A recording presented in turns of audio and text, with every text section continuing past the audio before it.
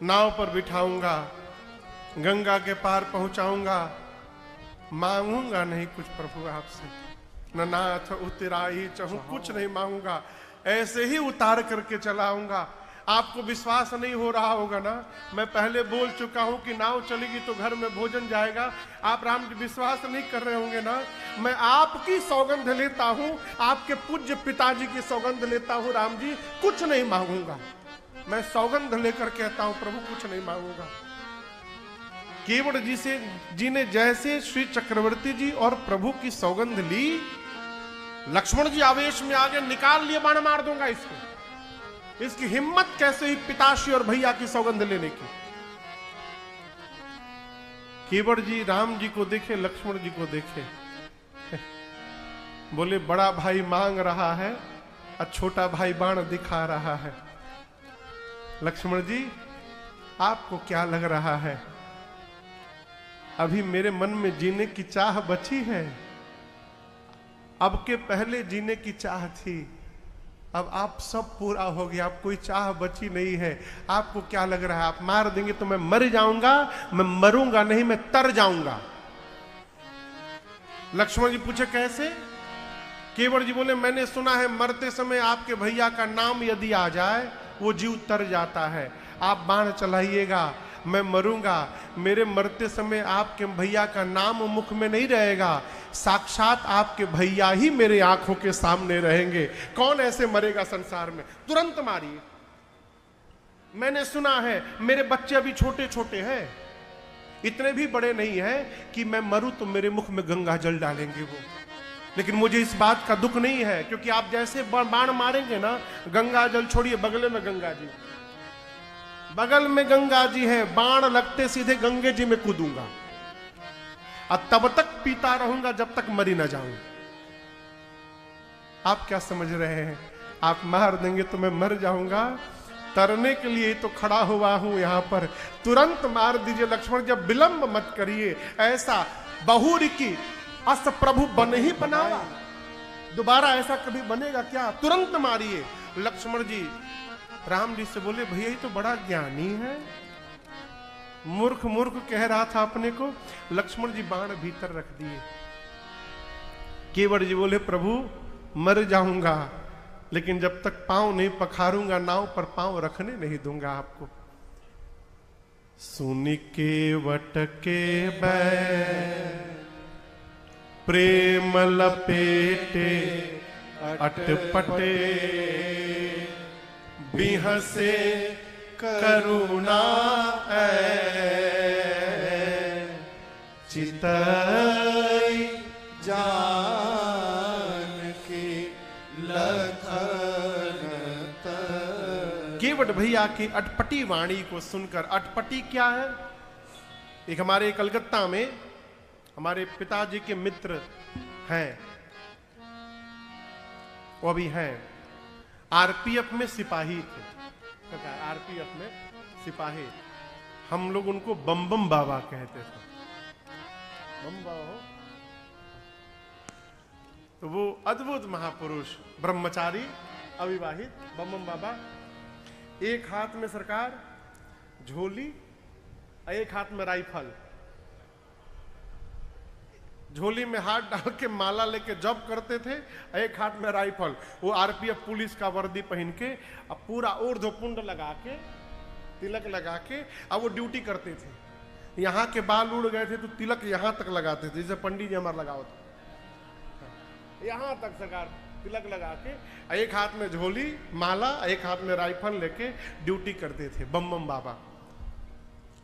मैं जब 5 वर्ष का था तो बाबूजी काठमांडू पशुपतिनाथ लेकर गए थे, 8 वर्ष का था, 8 वर्ष का, तो बम बम बाबा भी थे, तो वो पशुपतिनाथ में हमसे मित्रता किए थे, तो हमको संगतिया बोलते रहे, अब भी बोलते हैं कि तू तो हमारा संगतिया हो।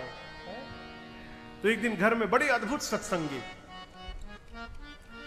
जब मैं छोटा था तो घर में बाबूजी ऊपर एक सत्संग हॉल बनाए हैं, तो हर रविवार को राम कथा होती थी, 3 महापुरुष आते थे, उसमें एक बम बम बाबा, ये उत्तम जी ये बैठे हैं ना, विनायक तबला बजा रहे, इनके बगल में उत्तम जी हाँ आपसे बात कर रहे। इनके पिताजी आते थे, प्रातः स्मरणीय पूज्य श्री सियाराम दास जी महाराज, उत्तम के बाबूजी, एक बम्बम बाबा और एक टिकवा वाले बाबा, अपने बिंदी संप्रदाय से थे वो, तो उनको बड़े बड़ा टीका लगाते तो उनको हम लोग टिकवा वाले बाबा कहते थे। इनके बाबूजी को दढ़िया वाले बाबा कहते थे, छोटे छोटे थे सरकार, सभा करते, और वो बम्बम बाबा। तो 3 मूर्ति घर में आते थे हर रविवार को, 4 घंटे राम कथा होती थी, बारी बारी तीनों लोग बोलते थे, और मैं उस कथा में बैठ कर ढोलक बजाता था संगत करने के लिए। ऐसा चला वर्षों तक, पूरा बचपन इसी में बीता सरकार है? तो बम्बम बाबा एक दिन आए हमसे मिलने, जब मैं कथा क्षेत्र में आ गया तो एक दिन मिलने आए, तो चर्चा होने लगी सत्संग। तो बोले बाबू, वो स्वामी जी कहते हैं, सुन के वट के बैन प्रेम लपेटे अटपटे, बिहसे करुणा ऐन चितई जान की लखन तन। केवट जी ने ऐसा कौन सा अटपटा बात कह दिया कि राम जी हंस दिए? हमने कहा आप ही बताइए। तो बोले बाबू, कोई भी आदमी सौगंध लेता है तो अपनी लेता है, नहीं तो अपने पिताजी की लेता है। केवट जी भगवान के प्रेम में इतने सने हुए थे, उनको होश ही नहीं रहा। हम अपनी बाबूजी का सौगंध ले रहे कि राम जी के बाबूजी का सौगंध ले रहे, ये अटपटी बात सुनकर भगवान बेहस पड़े। बिहसे करुणा ऐन चितई जान की लखन तन। भगवान ने कृपा कर दी। का मतलब पानी लाओ रगड़ के धो दो। अब पखारने का मतलब है कि बगल में पत्नी को बिठाकर, पूरे बच्चों को बिठाकर, परिवार के साथ मिलकर धोने की विधा का नाम है पखारना। अकेले कैसे पखार दे? पत्नी घर में बैठी है। लक्ष्मण जी बोले राम जी से, भैया इतना भारी शब्द का आपने क्यों प्रयोग कर दिया? सीधा सीधा बोलना चाहिए था, धो लो। अब आपने कह दिया पखारो। ये पखारने का कितना भयानक अर्थ निकाल के बैठे हैं। राम जी बोले मैंने नहीं बोला, यही तब से कही रहे थे, मोहि पद पदुम पखारन कहो।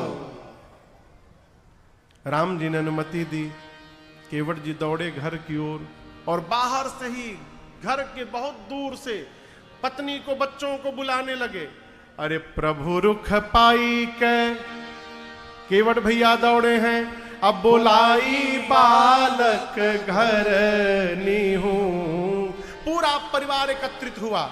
केवट जी समझाएं, गंगा के किनारे जाओ, 2 पुरुष हैं, एक सांवले गोरे, गोरके के पास भूल कर भी मत जाना।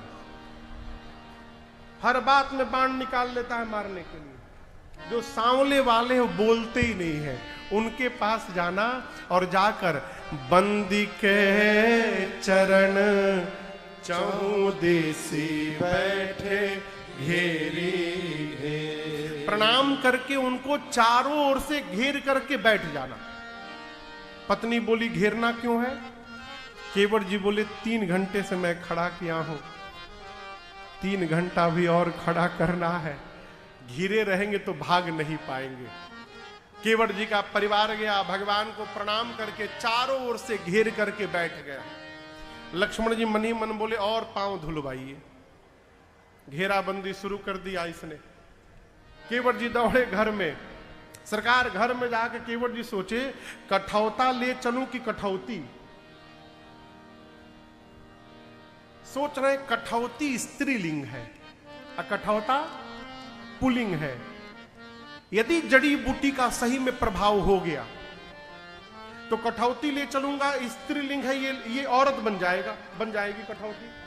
और कठौता पुल्लिंग है, हो सकता है कहीं लड़का बन जाए, और कहीं मेरा कठौता लड़का बन जाएगा तो आनंद हो जाएगा। बहुत नाव चलाया हूं, आज के बाद उस लड़के से नाव चलवाऊंगा और शाम को हिसाब लिया करूंगा। तो केवट बिया छोटा सा, गोस्वामी जी कवितावली जी में कहते हैं, अरे छोटे के आ रहा हूं। लक्ष्मण जी बोले यही इसीलिए किया है, छोटा लाया है। दोबारा जल लाए, बायां धोए, अब दर्शन करिए। सरकार धोने के बाद भगवान का बायां पांव बाहर ही नहीं निकाल रहे। राम जी बोले क्या हुआ? केवट जी बोले प्रभु एक गलती हो गई। क्या कर दिए? दायां पांव धोया था, आप फिर नीचे रख दिए, फिर धूल लग गया उसमें। राम जी बोले ऐसे तो तुम जितनी बार धोगे उतनी बार लगेगा। बोले अब नहीं लगेगा प्रभु, ये बायां पांव आप मेरे गमछे के ऊपर रख दीजिए प्रभु, और दाहिना पांव एक बार और धुला लीजिए। भगवान बोले ठीक है जाओ। तीसरी बार जल लाए, भगवान का दाहिना पांव दोबारा धोए, और तीनों बार का जल केवट जी अकेले पान कर गए। अब भगवान केवट जी के गमछे पे खड़े हैं सरकार। लक्ष्मण जी बोले हो गया ना, जो तुम चाहते थे कर लिए, अब नाव पर बिठाओ। केवट जी बोले हमारा लड़का ये सब। बोले लड़का मतलब? बोले प्रभु मैं जब पी रहा था ना, ये जो हमारा छोटका है ये ऐसे मुंह खोल के बैठा था, एक बार और पांव धुला लेंगे प्रभु ना, इन बच्चों को थोड़ा प्रसाद मिल जाएगा। लक्ष्मण जी बोले 3 बार तुम पिए हो, तब इनकी याद नहीं आई। केवट जी बोले पहले हमारा पेट भरे तब न इनके भरने की सोचेंगे। प्रभु 3 बार में मैं तो भरी गया हूं, एक बार और, बस एक बार प्रभु, छोटे छोटे बच्चे हैं। भगवान तो सब समझ रहे हो। प्रभु ने कहा ठीक है जाओ लाओ। चौथी बार गए, जल लाए, पांव पखारे, और आप कल्पना करिए माई बाप क्या दृश्य होगा। ब्रह्म खड़े हैं सामने, और ब्रह्म के सामने उनके चरणामृत को लेकर, बच्चों को मालूम नहीं चरणामृत कैसे लिया जाता है।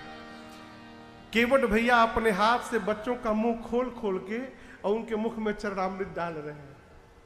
सरकार एक महात्मा कह रहे थे कि इस घटना से पहले चरण पखार के पीने की प्रथा नहीं थी, घर छिड़कने की प्रथा थी। चरणामृत को पीने की प्रथा देने वाले हमारे केवट भैया हैं। इन्हीं के बाद ये चरणामृत पान करने की प्रथा प्रकट हुई समाज में।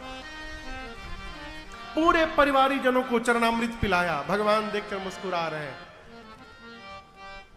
लक्ष्मण जी बोले हो गया ना, जो बचा था अंत में केवट जी उसको पीने जा रहे थे। लक्ष्मण बोले 1 मिनट रुक जाओ, अभी मत पियो तुम, पहले याद करो तुम्हारे घर का कोई बचा तो नहीं है। केवट जी बोले पूरा परिवार यही बैठा है, कोई नहीं बचा है, पूरा केवट जी जो बचा था पी लिए। लक्ष्मण जी बोले हो गया ना, अब हो गया, अब ले चलो। केवट जी बोले गांव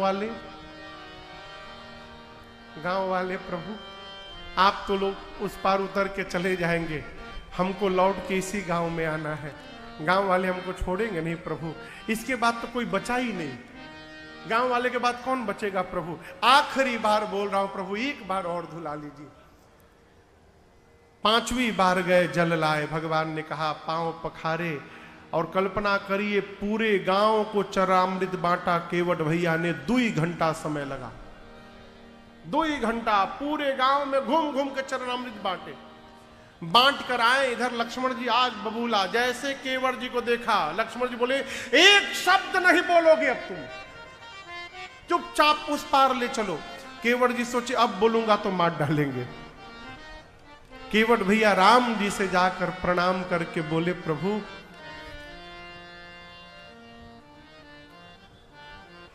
एक बार और धोऊंगा प्रभु मैं। राम जी बोले क्या बोले, एक बार और धोगे? कितना विलंब हो रहा है केवट, पार जाना है, कब से हम लोग खड़े हैं। केवट जी बोले प्रभु क्षमा करिएगा, आपसे पहले भी कई लोग पार जाने के लिए खड़े हैं। राम जी बोले दिखाई तो कोई नहीं दे रहा है। केवट जी बोले यही तो बात है प्रभु, आप देख लिए होते तो वो कब के पार हो गए होते। आपकी दृष्टि ही नहीं पड़ी है उन पर, इसलिए सब फंसे हुए हैं, आज तक कोई पार नहीं हुआ है। राम जी बोले किसकी बात कर रहे हो? केवट जी बोले मैं अपने पितरों की बात कर रहा हूं नाथ। मेरे सारे पितर अधर में फंसे हुए हैं, आज तक मैंने उनको एक लोटा जल भी पान नहीं कराया नाथ। लेकिन प्रभु आज एक इच्छा जगी है, जो स्वाद मेरी जिह्वा को आज प्राप्त हुआ है, यही स्वाद मैं आज अपने बाबूजी को देना चाहता हूं, अपने पितरों को देना चाहता हूं प्रभु। एक बार यदि आप धुला लेंगे ना, उसी जल से पितरों का तर्पण करके और उनके जन्म जन्मांतर के प्यास को समाप्त कर देना चाहता हूं प्रभु, एक बार और धुलवा लीजिए। राम जी ने तुरंत अनुमति दी। और बाबा कहते हैं जाकर जल लेकर आए और दर्शन करिए। अति आनंद, अति उमंग, अति अनुरागा, अति आनंद अति उमंग बनाकर उसी चरणामृत से केवट जी ने अपने पितरों का स्मरण करके उनको तर्पण किया है। और एक ही बार में केवट भैया ने अपने समस्त पितरों को तृप्त करके उनको मुक्त करा दिया। ये प्रसंग कहता है माई बाप, संत महात्मा कहते हैं पुराण भगवान का आदेश है, परिवार में एक यदि भगवान का भक्त जन्म ले ले 21 पीढ़ी तर जाए।